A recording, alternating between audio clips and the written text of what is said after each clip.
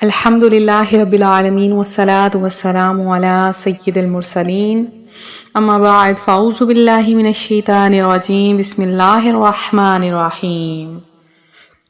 روحانی وظائف چینل کی جانب سے تمام معزز ناظرین کو السلام علیکم۔ روحانی وظائف چینل لایا آپ کے لیے ایک ایسا عمل کہ جس کی برکت سے اللہ تبارک و تعالی آپ کو کروڑوں کا مالک بنا دے گا۔ یہ عمل ایسا نہیں کہ بتانے اور سننے پر آپ کو اس پہ کوئی خاص نظر نہ آئے، بلکہ ایسا عمل ہے جو پیارے آقا صلی اللہ علیہ وآلہ وسلم کا بتایا ہوا عمل ہے۔ اس عمل سے میری بہت سی بہنوں، میرے بہت سے بھائیوں نے بہت سا رزق حاصل کیا، بہت سی کامیابیاں حاصل کی ہیں۔ اگر آپ کو کوئی ایسی خواہش ہے، ایسی جگہ پر آپ کے دل میں کوئی خواہش بن بیٹھی ہے جو پوری ہونے کا نام نہیں لے رہی، سارے وظائف چھوڑ دیجئے، اس عمل کو کرنا شروع کریں۔ اللہ پاک آپ کو چند ہی دنوں میں بہت بڑی خوشخبری سنا دے گا اور آپ خود حیران ہو جائیں گے کس طرح سے اللہ کی ذات نے آپ پر کرم فرمایا ہے۔ آپ دیکھتے رہ جائیں گے، اللہ پاک کی قدرت رنگ لے آئے گی اور آپ کو ہر چیز کا مالک بنا دے گی۔ تو آج کا وظیفہ جو بہت ہی خاص ہے آپ کے ساتھ میں شیئر کروں گی، اس سے پہلے میں اپنے تمام ان آنے والے ویورز سے گزارش کرتی ہوں جو ابھی بھی ہمارے چینل پر نئے آئے ہیں کہ ہمارا چینل روحانی وظائف کو ضرور سبسکرائب کر لیں اور ساتھ دیے بیل آئیکن کا بٹن بھی پریس کریں تاکہ ہر آنے والی نئی ویڈیو آپ تک سب سے پہلے اور بآسانی پہنچ سکے۔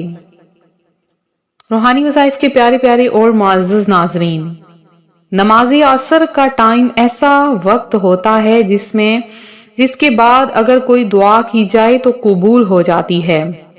جیسے پیارے آقا صلی اللہ علیہ وآلہ وسلم کا فرمان رحمت نشان ہے، تم میں سے کسی کے اہل اور مال میں کمی کر دی جائے تو یہ اس کے لیے بہتر ہے کہ اس کی نماز عصر فوت ہو جائے، یعنی کسی بھی حال میں۔ اس حدیث مبارکہ کے تحت ہر حال میں عصر کی نماز ضرور پڑھنی چاہیے۔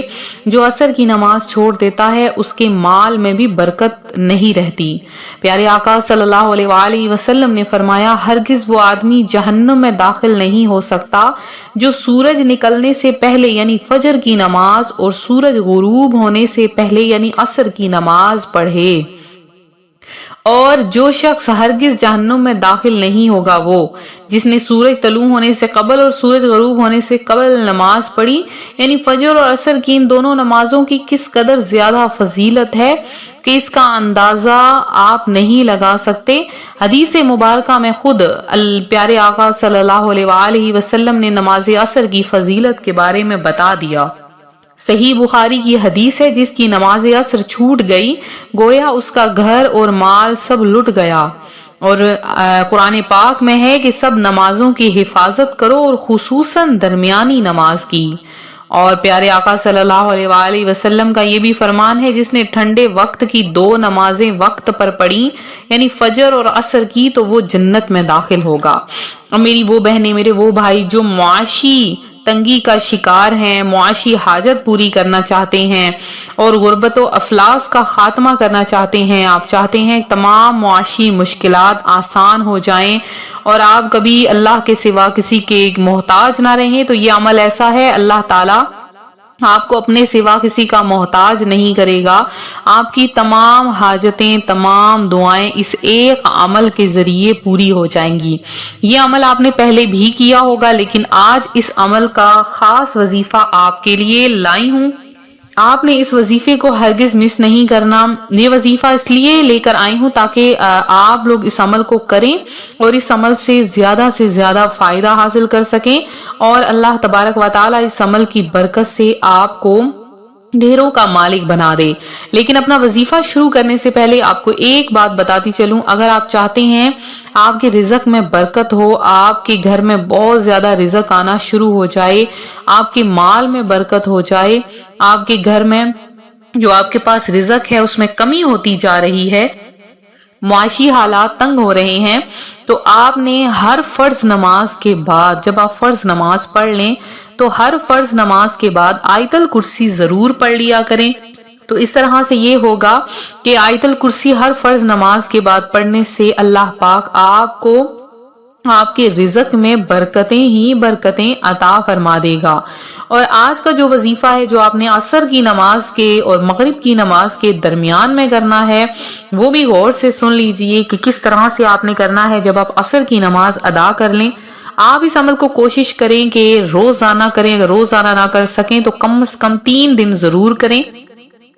آپ نے جب عصر کی نماز ادا کر لینی ہے، وہیں جائے نماز پر بیٹھ کر آپ نے سب سے پہلے نیت کرنی ہے، اور نیت آپ نے دل میں نہیں بلکہ زبان سے بھی کرنی ہے۔ آپ نے کہنا ہے، اے باری تعالیٰ، اے میرے مولا کریم، تیری یہ بندی ہے، تیرا یہ بندہ تیرے سامنے یہ وظیفہ شروع کرنے لگا ہے اور میری یہ حاجت پوری کر دے۔ کوئی بھی اپنی جائز حاجت کو سامنے رکھیں اور عمل کرنا شروع کر دیں۔ اب آپ نے سب سے پہلے 3 بار درود پاک پڑھنا ہے، اور آپ نے پڑھنا ہے یا اللہ یا رحمان یا رحیم، یا اللہ یا رحمان یا رحیم۔ آپ نے لگاتار عصر کی نماز سے لے کر مغرب کی اذان ہونے تک اس عمل کو کرتے رہنا ہے، وہاں جائیں نماز سے نہیں اٹھنا۔ آپ کے حصے کا جو کام ہے وہ آپ اس کو ملتوی کر دیجئے اور اس عمل کو شروع کر دیں۔ انشاءاللہ آپ نے جب مغرب کی اذان کا وقت ہوگا اور ادھر سے قبولیت کا مژدہ آ جائے گا، آپ جب دعا کے لیے ہاتھ اٹھائیں گے، فوری طور پر اللہ پاک آپ کی ہر دعا کو، ہر حاجت کو پورا کر دے گا، اور اللہ تبارک و تعالی آپ کی جھولیاں اپنی مرادوں سے بھر دے گا۔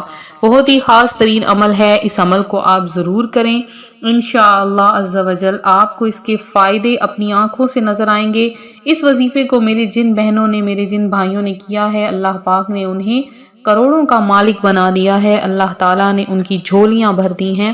تو آپ بھی اس عمل کو ضرور کریں، انشاءاللہ عز و جل فائدہ آپ کے سامنے ہوگا، اور آپ ضرور نیچے کمنٹ میں بتائیے گا کہ چند ہی دنوں میں اس وظیفے سے ہمیں بہت سا فائدہ حاصل ہوا ہے۔ تو یہ تھا ہمارا آج کا عمل، ہمارا آج کا روحانی وظیفہ جو روحانی وظائف چینل آپ کے لیے لایا ہے۔ تو میرے جن بہن بھائیوں نے دعا میں اپنا نام شامل کروایا ہے، ان سب بہن بھائیوں کا نام دعا میں شامل کیا ہے۔ تو میری ایک بہن ہے شبانہ، جنہوں نے دعا میں حصہ لیا، جنید خان ہیں، اور اس کے علاوہ امان قریشی ہیں، بینش چوہان ہیں، اور جمیل خان ہیں، زیبا ہیں، اور اس کے علاوہ جنہوں نے دعا میں حصہ لیا ہے محمد جنید ہیں، افسانہ بانو ہیں، اور شمیم بانو ہیں، اور آسمہ بیگم ہیں، الکا شیخ ہیں، علیخا شیخ ہیں، اور شہناز ہیں۔